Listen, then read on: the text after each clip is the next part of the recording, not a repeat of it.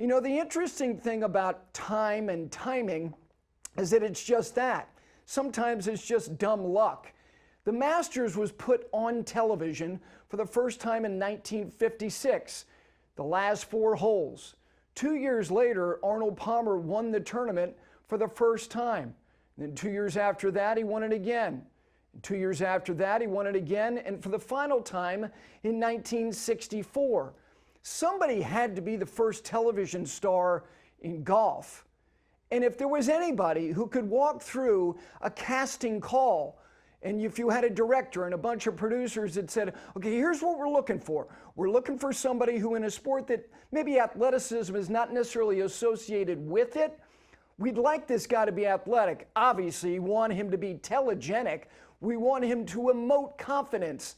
We want him to be exceedingly likable. And also, you got to believe that he has more confidence than anybody else that you're going to see on this vast landscape that is golf on television. You know what he was?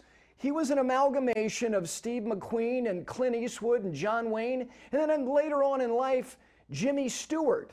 You could not draw up somebody to walk onto a TV screen to play a game that takes a lot of time. Think about the way that we complain about sports today. When we have a booth review in the NFL and now in basketball, and you're going, can you hurry up? Let's get on with it. Golf meanders, it plods along, methodical as being kind. It takes 4 days to resolve a competition at the highest level. But when he was on the screen, you're going, hold on, look at that guy. Look at that guy hitching up his pants and chain smoking at a time when that seemed cool, and obviously it isn't now. There wasn't anything he did that wasn't cool. Here's the other thing about Arnold Palmer when it comes to timing. Not only did he burst onto the screen winning the Masters for the first time in 1958, 2 years after television at the highest level in golf came together to kind of become engaged, and then they said, let's get married because he's the right groom for all of this stuff.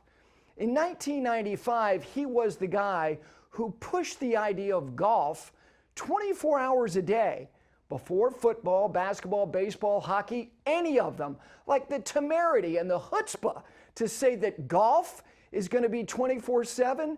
And there were other men, Joe Gibbs and Tim Neer, were critical figures to make Golf Channel happen.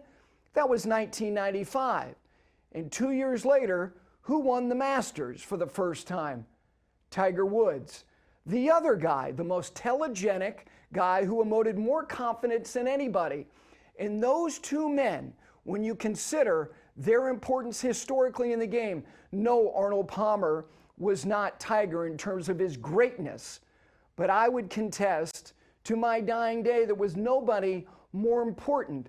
And here's where it gets personal for me, because this is the rub for all of this as it pertains to this week and really any day in the game of golf, whether it be professional golf or the millions of people who play golf recreationally. When I got to Golf Channel, it wasn't long after I got there that I was asked to do an event with him at Bay Hill Club and Lodge. And when we got there, I sat at the dinner table with him and his wife, Kit, Dow Finsterwald, his dear friend, and his wife. And when we were getting ready to go up onto this little stage, and it was a USGA event, he looked at me and he said, how you doing? Are you okay? Thinking, look, I might be a little unnerved. I'm walking onto a stage with the king. And I said, no, I think I'm okay. And he looked back at me with that wry smile and he said, just remember, they're not here to listen to you. And he was doing that to make me feel comfortable, to give me a level of warmth that I didn't necessarily need, but my God, did it feel good. And then it began a relationship at a time when my father was terminally ill. Mr. Palmer was aware of that, and he did something for me that he did for a lot of people who were not in the same circumstance. He wrapped his arm around me, and for the last 5 years of his life, I spent time with him, and what I saw was not only a warmth that was expressed and directed toward myself, but everybody else in his wake, and he was just that. He created a current that when you were around him, you felt like, oh my God, he's the biggest star in the room. He's one of the most important figures, not only in sports history, but really in cultural history, because my God, he's Arnold Palmer. So whether you were 8 or 80, you felt like you could walk up to him and shake his hand. So these interludes, these moments, these times that I had with him, including in his office with my hand on his dog Mulligan, that was the last time I was with him. That was at Latrobe Country Club, my dear friend and colleague Damon Hack, sitting there in the grill room at Latrobe, and Mr. Palmer said to Damon when the waiter walked over to the table and he said, "Damon, you know what to order, right?" And Arnold Palmer. He was golf's best friend. And so at a time when the game is at the highest level, appearing to be fractured and frayed and trying to find its way, my God, could we use his hand and his voice to tell these players that, remember something, you're only here for a moment in time. And that the most important thing is, as much as this game gives to you, and my God, it gave him a lot, you know what he did? He figured out a way to give more back to the game than the game gave to him. And that seems unimaginable, but it's true.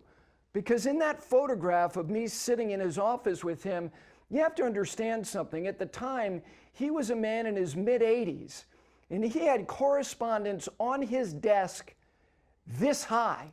And it wasn't from people of his age. It was from people of all ages, from all over the world, wanting his signature.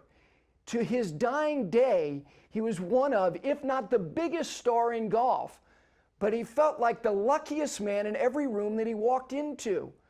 So here we sit at a time where we're trying to figure out who's playing where and how much they're playing for.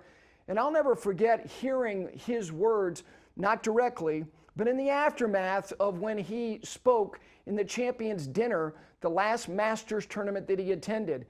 And he said to all those players, champions in that room, you all have a responsibility here.